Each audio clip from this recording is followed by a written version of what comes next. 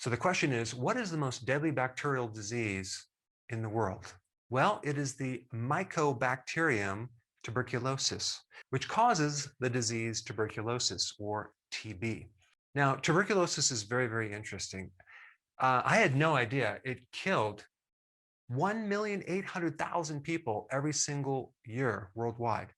That is incredible. But what's more incredible is I found out that 25% of the population has been infected with TB, but not in its active form, okay? In its dormant or latent form. So there's two forms of TB. You have the active infection, and then you have like an infection that's in remission, or it's called latent, and it kind of sits there, and it doesn't actually cause any symptoms at all, and it's not even infectious. You can't spread TB when it's dormant or when it's latent.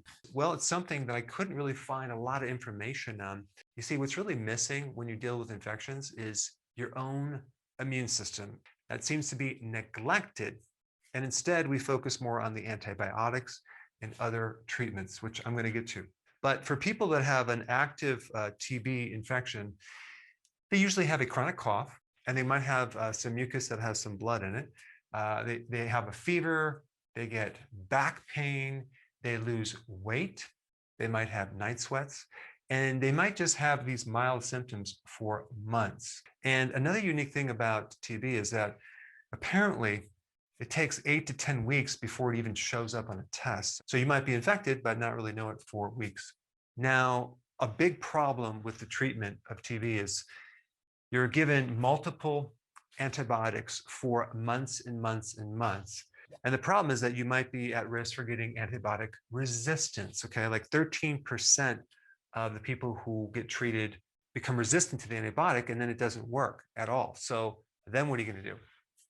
And apparently 6% of the population is resistant to any treatment you do for TB.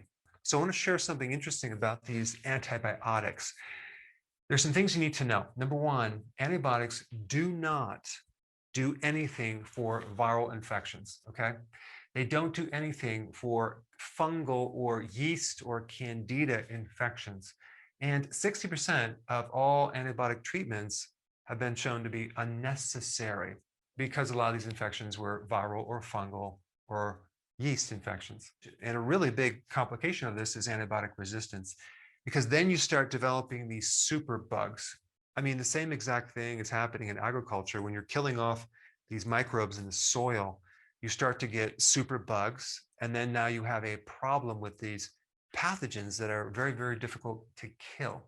And just as an important side note, if you ever take an antibiotic, always take a probiotic at the exact same time, okay? And then afterwards, you don't want to wait until you're done with the round of antibiotics. And if you're taking a probiotic, that is not going to interfere with the effectiveness of the antibiotic, okay? It's not going to prolong the infection because you're not taking pathogens, you're taking probiotics. That means you're taking friendly microbes. And when people have antibiotic resistance, they're very vulnerable to getting a secondary infection. And that's primarily going to be like a yeast infection, a candida infection, that's going to have this overgrowth. You see, the bacteria are there to keep the yeast in check. And so as soon as you wipe them out, you get this overgrowth. And that creates a whole series of issues.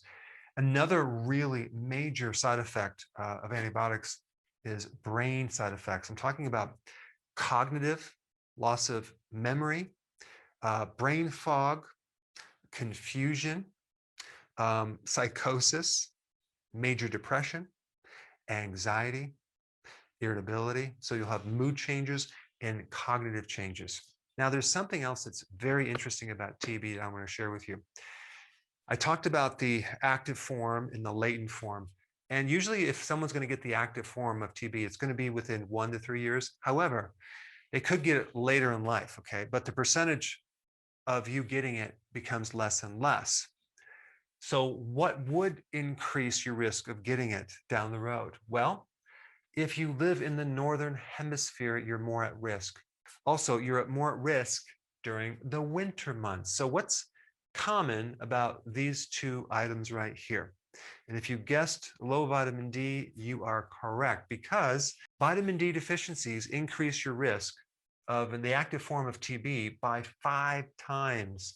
And so there's a very strong link between vitamin D and TB. And that's simply because vitamin D is the most important vitamin for your immune system. It affects almost every part of your immune system, and it helps to regulate the immune system. And if you're low in vitamin D, you're greatly susceptible to not just TB, but a lot of other infections. And now also I found some interesting information about the vitamin D receptor, okay? There's this genetic problem with vitamin D called polymorphism, where the receptor for vitamin D just won't accept the vitamin D. It's kind of resistant, okay?